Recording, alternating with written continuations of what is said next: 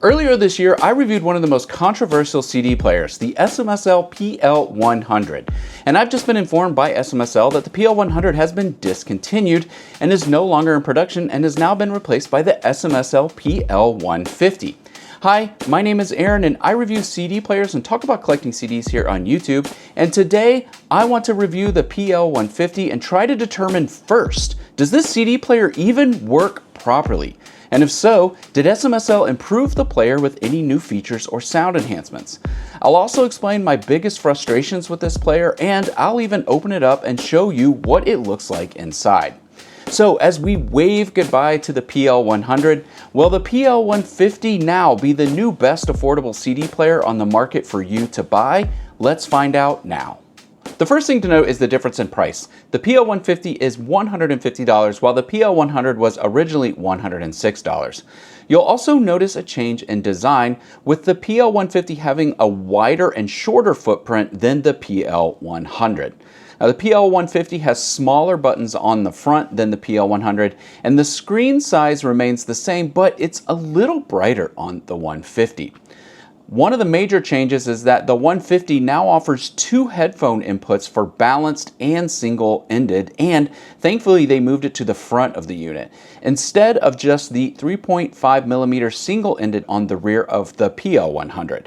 Now, in my previous review of the PL100, I pointed out that I generally didn't like the location of the headphone input being on the back of the unit. So it's great that they moved that to the front and are now giving you the option to also connect balanced headphones. SMSL made one minor change with the power supply, with the 150 now just having a regular power supply connection, and they removed the USB-C power connection that was on the PL100.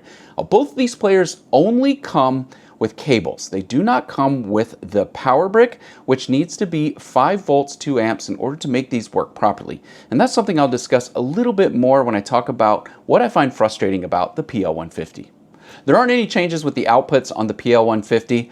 Both players have RCA, optical, and coaxial, and neither player offers Bluetooth. The PL150 plays regular Redbook CDs, which is to be expected. It doesn't play SACDs, which is also to be expected at this price point. It does play CDRWs, at least the ones I had I could play. It also plays MP3 CDs, which is fine. I'm not sure, in my opinion, why anyone would want to play an MP3 CD. I understand MP3s give you the ability to have a lot of songs stored on the disc, but due to the compression it requires to get that many songs on the disc, you're losing sound quality. So to me, I would rather have more discs with fewer songs and better sound than play MP3 CDs on the 150. And just like the PL100, the PL150 comes with a remote control. Gapless playback was an interesting issue with the 100, and it remains the same with the 150. Basically, if you insert a disc and you listen from start to finish, you won't have any gapless playback issues. While listening to the disc, if you skip the track forward or skip to a different track backwards in full, you won't have any gapless playback issues. It's only if you hold down the fast forward or rewind button and advance forward or backwards within that track that for some reason the player will then have gapless playback issues going forward while it's playing. Now, this isn't an issue for me because I don't advance or rewind during a track. I don't think I've ever done that, even on players that had full gapless playback.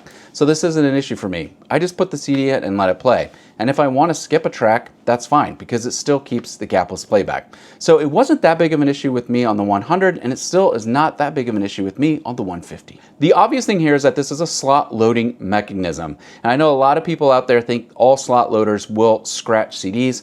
I can say confidently that I used this player for over 2 months and it never scratched a single CD. I used the PL100 for several months.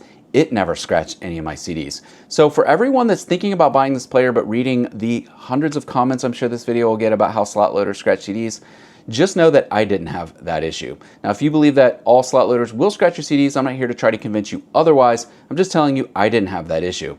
Now, I will admit that the slot loading mechanism is not the most elegant, which is something I'll talk a little bit more about later on things that frustrate me with this unit. Now, there was a lot of controversy with the PL100 using old car CD players that were rusted and didn't work properly.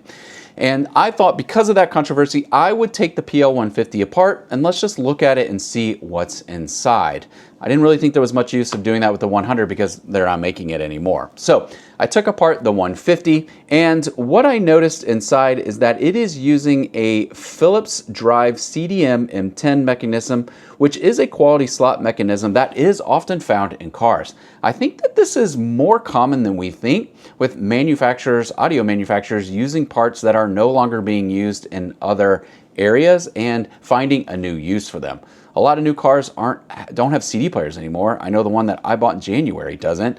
And so if SMSL is able to take those and put them in players to be used, that's got to be okay as long as the parts aren't rusted out or look terrible. And judging by the one that I have, I didn't see any issues of abnormal wear or tear. And I even looked up a review of this same unit on Audio Science Review. They took theirs apart and didn't have any of those signs of rust or wear either. Real quick, if while watching this video you have any further questions about any of these units or any questions about adding a CD player to your setup or any recommendations that I might have, you can actually email me directly and ask my opinion. All you have to do is click on the link in the first pinned comment. That will sign you up to my email list. Once you confirm your email, it'll send you my personal email address and you can email me with any questions you have.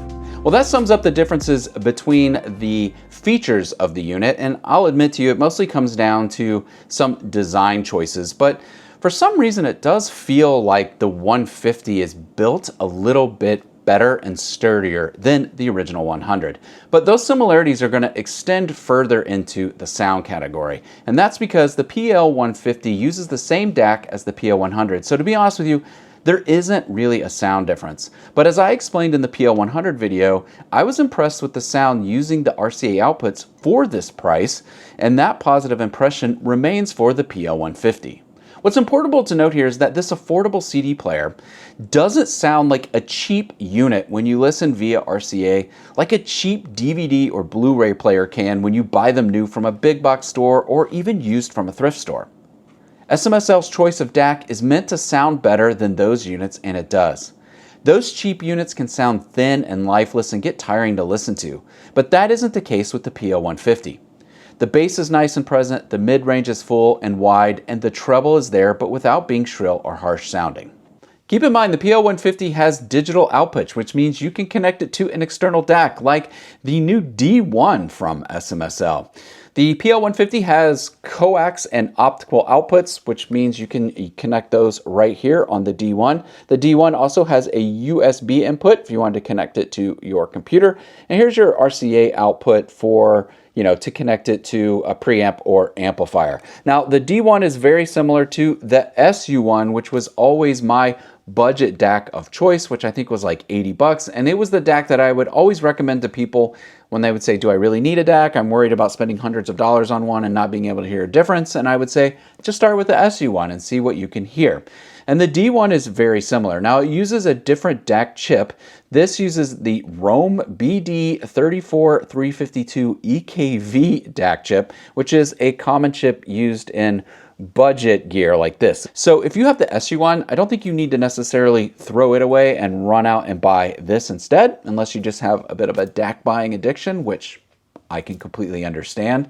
But if you got the SU1, I think you're good. But you could now pair this D1 with the PL150 for under $250 total, which is cheaper than going out and buying a traditional CD player from, say, Yamaha or Denon without an external DAC. So now you've got these two things paired. What the D1 is going to do with the PL150, it's not going to drastically change the sound signature. This is pretty neutral. What it's going to do is just help bring out some extra detail that you might not have heard just using the RCA outputs on the PL150. Think background instrumentation, background vocals. The mid-range is going to be a lot more detailed. You're going to be able to hear more interesting instrumentation. Think acoustic guitars or percussion, things of that nature. This just kind of digs a little bit deeper into the sound and pulls some interesting things out that you might not have heard when just using the RCA outputs on the PL150. So if you're shopping for the PL150 and are thinking about trying out a budget DAC, the SU1 is always a great choice, but now SMSL is also offering this D1 for those of you who might want to pair it with the PL150 as well. I know a lot of people were frustrated with the PL100, and to be honest with you, the PL150 does have a few frustrating aspects that go along with it as well. Now, it's important to note that this unit has worked great for me. I've had it for a couple months now, and I haven't had any issues with it that people were complaining about with the PL100.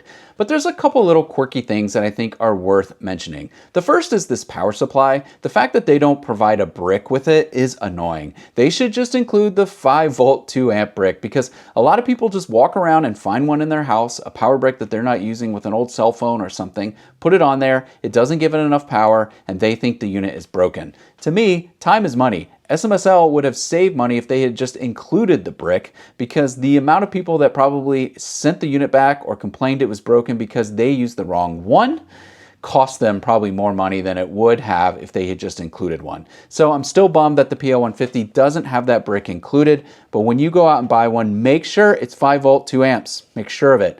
I'll include a link below from Amazon to help you buy one if you're interested in it.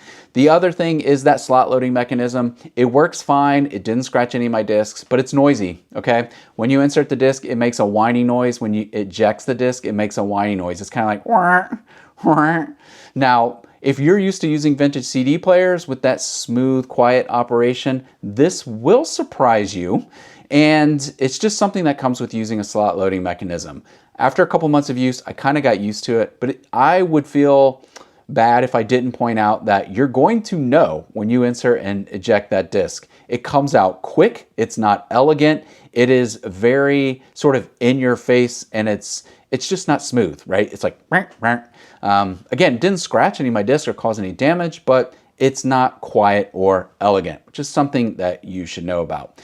The other thing that I find frustrating is that these are just hard to find in stock. The PL100 just sold out so quickly, and it took forever to get back in stock, that I know that frustrated a lot of people.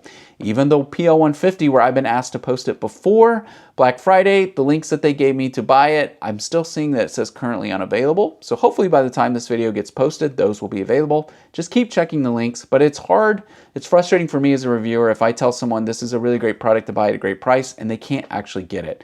I think you can always order it from the SMSL store. It might just take a little bit longer to ship to you, but again, it's just frustrating when I'm excited about a product and you can't buy it to share in that excitement. And the final thing that's worth pointing out is just that with these affordable units, all I can really speak to is how my unit operates. I've had this for a couple months with 0 issues.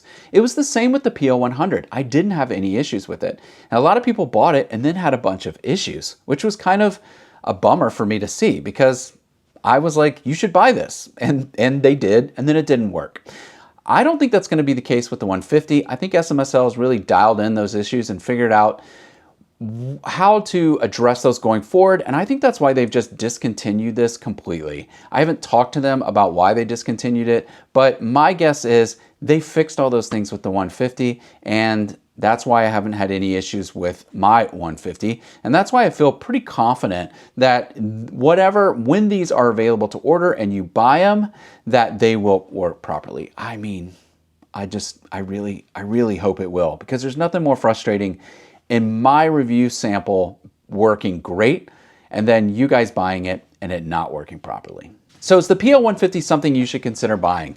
If you're someone that was bummed to hear that the 100 has been discontinued, or were always frustrated that you could never find one in stock, I think the PL150 is the natural evolution forward.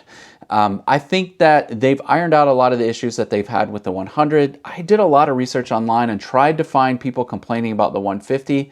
I couldn't do that. Even the Audio Science review that I found was very, very positive on there.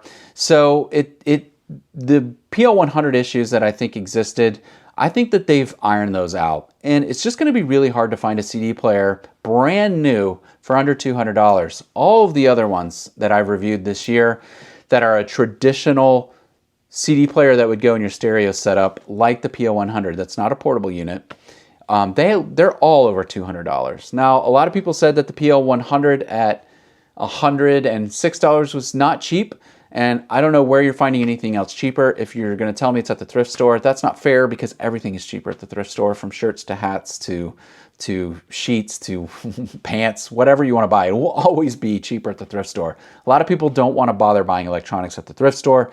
They'd rather just buy something brand new. And if you are that person and your budget is under $200, the 150 is a good next step for you to think about. Also, if you're a parent and you just want to buy a budget CD player for maybe your teenager that's just getting into CDs, the PL150 at $150 is a great investment, because if they move on and no longer show interest in CDs, which that's what teenagers do, you didn't spend an arm and a leg to buy a super expensive CD player. And it's also very small. It would fit into a bedroom or even college dorm setup very easily. So again, it's something that I would also recommend to anyone that's just getting in to buying CDs, looking for their first CD player, or buying a CD player for someone that has just discovered CDs and might not have the budget to buy something more expensive, like a Yamaha or Denon, Onkyo, Sony, that's gonna at least start at $300. It's important to note that the PL150 is not a portable unit and it doesn't offer Bluetooth. If you'd be interested in learning more about portable units that offer Bluetooth, I've compared a couple portable CD players recently from both FiiO and Moondrop to help you decide which one of those might be better for you. If you'd be interested in watching that video, you can do so here.